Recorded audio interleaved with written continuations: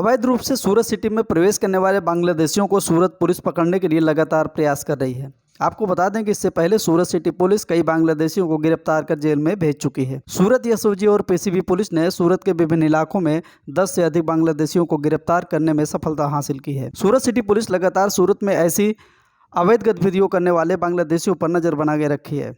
जानकारी के मुताबिक सूरत एसओजी और पीसीबी पुलिस को जानकारी मिली कि बांग्लादेशी निवास खुद अवैध रूप से अपने बांग्लादेशियों को सूरत में बुला रहा है और उन्हें भारतीय नागरिकता के डुप्लीकेट दस्तावेज बनाता था। सूरत एसओजी और पीसीबी पुलिस ने डुप्लीकेट दस्तावेज बनाने वाले मुख्य बांग्लादेशी आरोपी मोहम्मद हारूनूर सेठ सहित 9 बांग्लादेशियों को गिरफ्तार किया है और सभी 10 बांग्लादेशी आरोपियों से मोबाइल फोन सहित भारतीय डुप्लीकेट दस्तावेज और बांग्लादेशी दस्तावेज भी जब्त किए हैं। फिलहाल पुलिस बांग्लादेशी आरोपियों से पूछताछ कर रही है। आर्थिक रूप से कमजोर वर्गों की महिलाओं और पुरुषों को अधिक मजदूरी का लालच दे करके ये दिया करता था। ये सभी लोग पश्चिम बंगाल राज्य के माध्यम से बांग्लादेश की प्रतिबंधित सीमा के माध्यम से अवैध रूप से भारत में प्रवेश किया करते थे। फिर उन्हें कोलकाता से सूरत लाया जाता था। उन्होंने इस्पा की आड़ में देह व्यापार करने वाले बात कबूली है और इन बांग्लादेशी आरोपियों के खिलाफ सूरत के सरथाड़ा, लालगेट, पांडेसरा, मैदरपुरा, चौक बाजार और उत्तरायण पुलिस स्टेशनों में अपराध दर्ज किए गए हैं। લોકો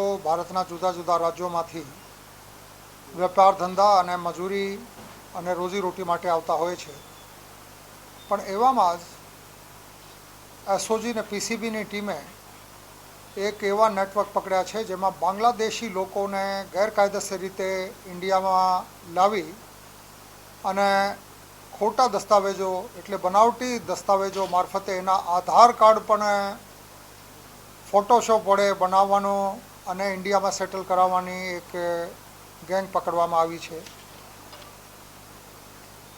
જે બાંગ્લાદેશી હોવા છતાં પોતાની જાતને ભારતીય નાગરિક તરીકે પુરવાર કરતા રહ્યા છે। એવા મોહમ્મદ હારૂન રશીદ જે મુખ્ય માણસ છે, મોહમ્મદ હારૂન રશીદ, મોહમ્મદ હમીદ આ જિલ્લો મેમનસિંહ બાંગ્લાદેશનો રહેવાસી છે અને એક ઇન્ડિયાનો માણસ છે જે કડોદરા વિસ્તારમાં રહે છે, એનું નામ છે આકાશભાઈ સંજયભાઈ માનકર। આ શ્રી ગણેશ એન્ટરપ્રાઇઝ આરાધના ડ્રીમ ગેટ નંબર 3-4 જોલવા ગામ કડોદરા ખાતે રહે છે અને આ आकाश Sanjay bhai Mankare PAN card, election card, driving licence वगैरह बनावटी भारतीय डॉक्यूमेंट फोटोशॉप एप्लिकेशन वड़े बनावीने आ लोकोने आपता हता। हारून रशीद ने एना साथेना जे कुल 9 माणसों पकड़ाना छे, आ तमाम बांग्लादेशना जुदा जुदा जिल्लाओ जेवा के मेमनसिंह, नोराइल, जयपुर हाट અને બારિશાલ આ તમામ જિલ્લાઓના આ લોકો રહેવાસી છે। ત્યાંથી મહિલાઓને પણ સાથે લઈને આવતા હતા, કેમ કે આ 9માંથી 3 મહિલાઓ છે અને આ મહિલાઓને ત્યાંથી પ્રલોભન બતાવીને અહીં લઈને આવતા હતા અને એને સ્પા અને દેહ વિક્રયના ગેરકાયદેસર ઇમોરલ ટ્રાફિકના ધંધામાં આ મહિલાઓના દુરુપયોગ કરતા હતા। આ લોકોનો જે મોડસ ઓપરેન્ડી એવી રીતે હતો કે એક જસ્ટ ડાયલ કરીને વેબસાઇટ છે, એના મારફતે સ્પા અને ટેરા આત્મા નામના આ નામથી આ ગ્રાહકોને આકર્ષીને આ લોકોને જુદા જુદા હોટલમાં લઈ જઈને આ ગેરકાયદેસર ધંધા કરતા હતા, ઇમોરલ ટ્રાફિકના દેહ વેપારના। આ તમામને પકડવામાં એસઓજી ને પીસીબીની ટીમને સફળતા મળેલ છે। આ લોકોના પાસેથી 9 મોબાઈલ ફોન, ભારતીય આધાર કાર્ડની જે ખોટી રીતે બનાવેલું ફોર્સ્ડ આધાર છે એવા 11 કોપી, भारतीय पेन कार्ड की कॉपी 8, बांग्लादेशनु नेशनल आई कार्ड की लेमिनेशन कॉपी 8, भारतीय ड्राइविंग लाइसेंस की लेमिनेशन कॉपी 1, आरसी बुक 3, अलग अलग બેંકના ડેબિટ કાર્ડ 5, સ્પાઇસ જેટ ફ્લાઇટનો બોર્ડિંગ પાસ 1 અને આ પ્રકારે જુદા જુદા ડોક્યુમેન્ટ એની પાસેથી રિકવર કરવામાં આવ્યા છે. સાથે સાથે બાંગ્લાદેશની કરન્સી ટકાની કુલ 26 નોટ, જેની કુલ ટકા 4,920 થાય છે. આ તમામ વસ્તુઓ કબજે લેવામાં આવી છે. એવી રીતે 7 કુલ ગુના આ આરોપીઓ વિરુદ્ધમાં રજીસ્ટર કરવામાં આવ્યા છે, જેમાં એક સરથાણામાં, લાલગેટમાં, પાંડેસરામાં, મહિદરપુરામાં, ચોક બજારમાં અને ઉત્તરાયણ પોલીસ સ્ટેશનમાં ગુનાઓ છે, જે ખોટા દસ્તાવેજો બનાવવાના, એટલે 465, 467, 468, 471 અને ઇન્ડિયન પાસપોર્ટ એક્ટ સને 1967ની કલમ 12(1)(b) મુજબ પાસપોર્ટ રૂલ્સ અને 1950ના એન્ટ્રી ઇન્ટુ ઇન્ડિયાની કલમ 3 અને 6 મુજબના ગુનાઓ દાખલ કરાવવામાં આવ્યા છે. એવી રીતે કુલ 7 ગુના રજીસ્ટર થયા છે અને આગળની તપાસ પોલીસ દ્વારા હાથ ધરવામાં આવી છે.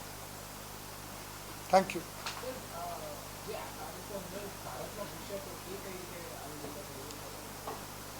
આ લોકો ભારત અને બાંગ્લાદેશના જે બોયગાંવ બોર્ડર છે અને એની આજુબાજુના વિસ્તાર છે, આ અઘરું વિસ્તાર છે. મેં જાતે જોયેલું પણ છે, કેમ કે ત્યાં તમામ વિસ્તારમાં હજુ સુધી બોર્ડર ફેન્સિંગ થયેલી નથી, જેના ગેરલાભ આ લોકો લેતા હોય છે. આ બધી વસ્તુ હવે તપાસમાં ખુલશે. પણ આ લોકોને પ્રલોભન બતાવવામાં આવતા કે ત્યાં ઇન્ડિયામાં જઈને તમને સારી એવી રોજગારી મળશે અને તમને પૈસા વધારે પડતા મળશે. જી,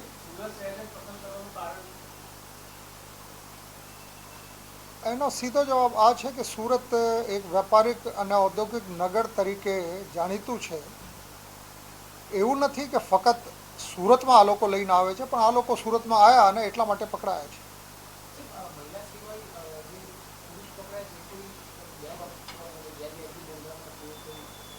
આ લોકો એના દલાલ તરીકે, એના બ્રોકર તરીકે અને આ દેહ વેપારના ધંધાને બધો મેનેજ કરવાનું કામ આ લોકો કરતા હતા. આ એક્ઝેક્ટ ચકાસણી કરવામાં આવે, પણ લગભગ 4 થી 5 વર્ષથી આ લોકોનું આ નેટવર્ક ચાલુ હતું. આ એન્ટી સોશિયલ નહીં, આ અપરાધિક પ્રવૃત્તિ જ ગણાય, જે ખોટા દસ્તાવેજ બનાવવાનો અને એની સાથે સાથે અનૈતિક દેહ વેપારનો ધંધો કરવાનો. આ તમામ ગુનાહિત બાબતો છે.